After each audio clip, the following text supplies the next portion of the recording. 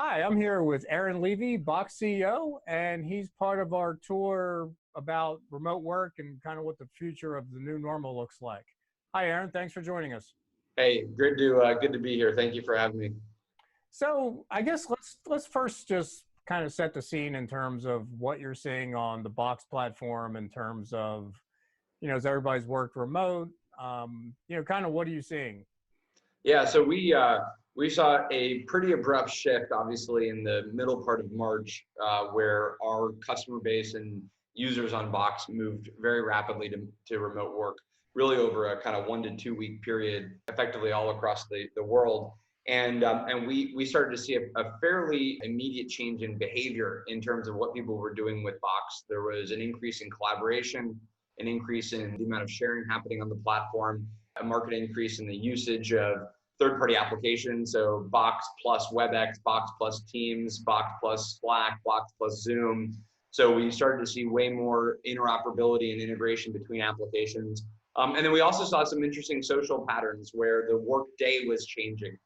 People were working more in the morning, working more at night, with more flexibility throughout the actual workday itself, which I think is fairly intuitive when we look at our own work habits. So what I think is happening is, as companies shifted to remote work, they're really starting to combine both a modern set of technologies, whether it's Slack or Zoom or Teams or WebEx, and a modern way of working, which is more collaborative, more real time.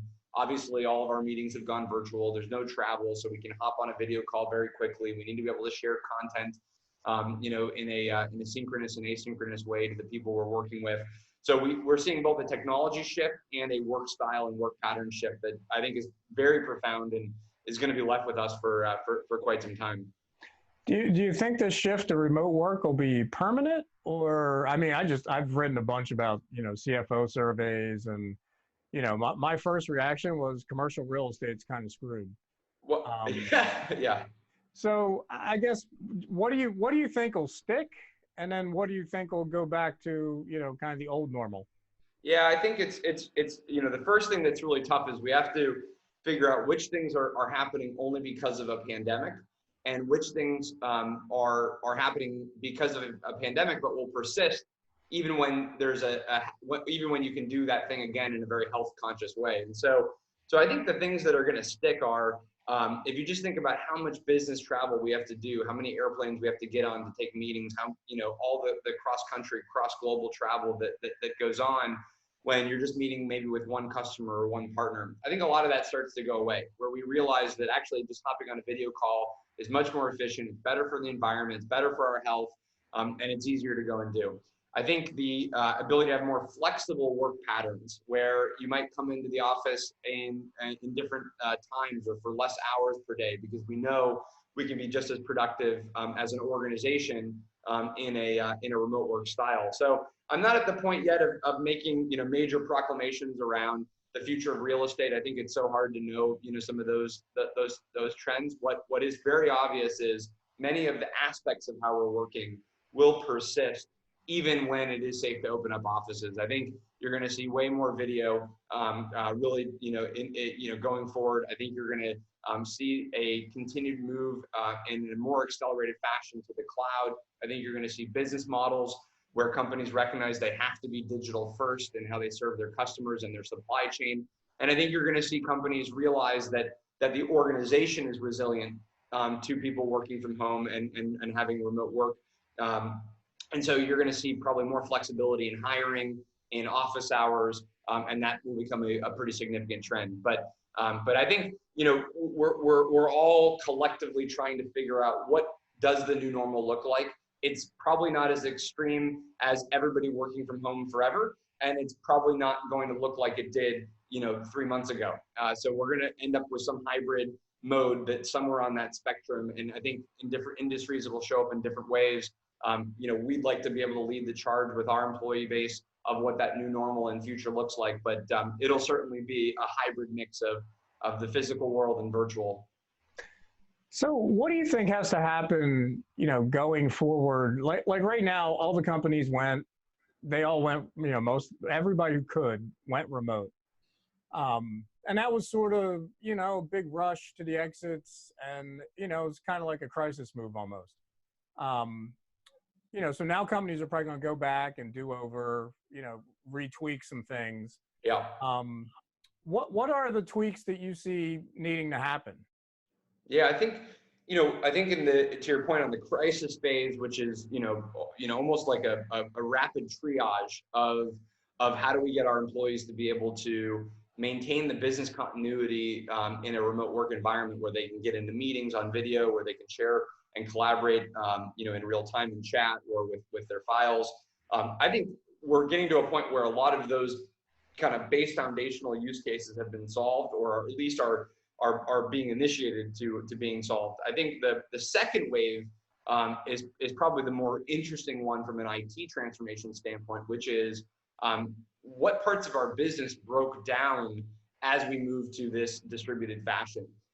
What parts of our business model broke down? What things actually could we do better virtually now that we want to use to transform our business going forward? So a couple examples are, if you can't transact digitally with your clients, if you can't do an e-signature, if you can't onboard a client completely self-service, online, then your business is literally going to slow down. You're going to generate less revenue. You're going to serve fewer customers. So in a lot of sectors, whether it's retail or healthcare, you're going to have a second wave of digital transformation where companies are going to say, I have to be able to do telemedicine. I have to be able to do on-demand delivery. I have to be able to serve my clients in a completely virtual fashion. So I think the first wave is about sort of how we work and our work practices. The second wave is how we serve our customers, how we power our supply chain, how does our business model begin to transform. That'll probably be the one that's more exciting and exhilarating for businesses, because now they can think about the opportunities of what digital really presents. I was chatting with a CIO of a major professional services consulting firm, and they're finding that in the previous era, there are senior partners who offer a tremendous amount of expertise to their clients. They were always limited by where could they physically be and what clients could you then go serve. Now all of a sudden over video, you could have a senior partner be able to go and support 3 or 5 or 10 different clients in a single day, offering their expertise and the value of that firm to that client in a much more on-demand fashion. So think about what that would do to a professional services business model that normally you're constrained by the logistics of the global air travel industry, and now all of a sudden you can go and serve customers wherever they are. Or if you think about being able to be able to work with your customers at scale, this move from physical events to online events and virtual events. Yes, there's a change in experience. There's less maybe person-to-person interaction. At the same time, you can include way more of your audience or your customers in those events, which you weren't doing previously likely. So I think the next wave is really going to be companies rethinking once we kind of remove all the things we used to take for granted about how business worked and how we served our customers, what does a better future look like in each of these industries? And that's I think starting to happen now, but it'll be the primary conversation in the next 3, 6, 9 months at the CEO, the board, and the IT level. What do you think will happen to a function like sales? I think sales gets. I think what we're seeing is that sales should get even maybe more consultative, more collaborative with your customers. The sort of traditional, I have to get on an airplane, maybe be able to visit one customer in a 24 or 48 hour period because of all of the other context around that travel. Now we have salespeople and consulting members of our team and customer success members being able to hop on a video call instantly with a customer and actually be far more customer centric than you could be previously. And again, we kind of define being customer centric as, could you go visit them physically? Well, if you just think about that for 1 second, if I'm going to visit one customer physically, that means I'm not visiting any other customers probably that day. And so now I actually can't be customer centric for all of the other accounts that I'm working with. So I think this is a boon for sales organizations that want to be able to serve their customers. I think it's a boon for consulting organizations. I think it's a boon for any customer facing operation, because these digital platforms let us actually do more for our customers in an on-demand way. How do you think this changes the talent equation in terms of who you hire, or like I had a digital distributed team for a long time, and always kind of viewed as a disadvantage in terms of, well, if they want you in the office, 7 days a week, it's, not an issue, but it's it's a thing to consider. How will your recruiting change with this? I think the companies that know how to work in this way in a distributed fashion, like you've been able to prove out, it will be a strategic advantage. I think you'll be able to get more from your organization. You'll be able to reach talent where the talent is, as opposed to just where your office happens to be based. I mean, if you think about it, in the digital economy in the 21st century, the idea that the only people you can recruit are those that are physically proximate to your office is almost an absurd concept when you think about these platforms are all digital, and yet the way that we work hasn't really been able to leverage the power of being digital. So whether it's being able to access a global talent pool or even a talent pool in your own country that lets you reach past geographies because you don't have to commute, you don't have to travel. I think that's hugely powerful. I think it's a great advantage for companies that know how to have this work style. There's been amazing organizations like Automatic and GitLab and others that were early innovators in this way of working. I think you're going to see more companies be either partially distributed or fully distributed, and this will become an increasing tendency of how we run our organizations.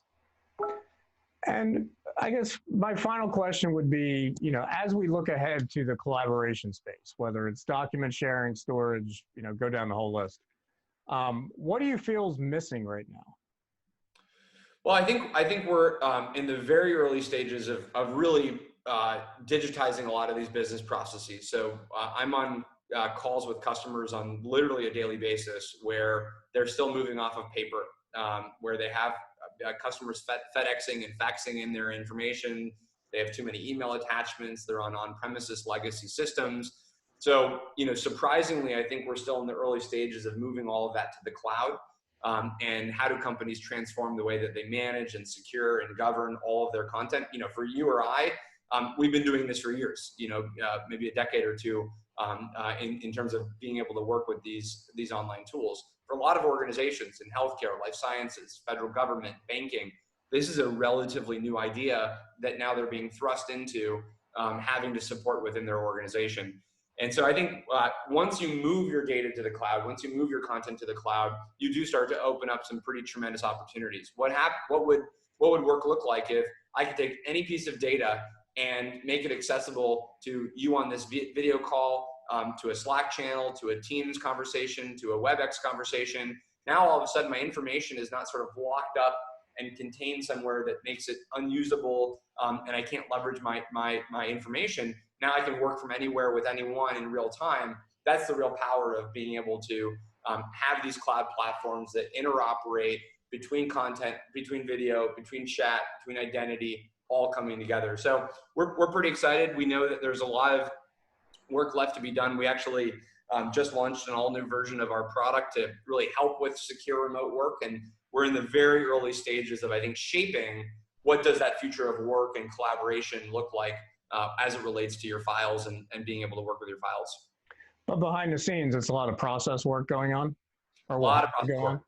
Yeah, I mean, you have data migration happening. You have all new security footprints that need to be evolved and improved. We have companies that are trying to automate more of their workflows. There's a tremendous amount of that process happening in the background. All righty, thanks for joining us. Thanks, Larry.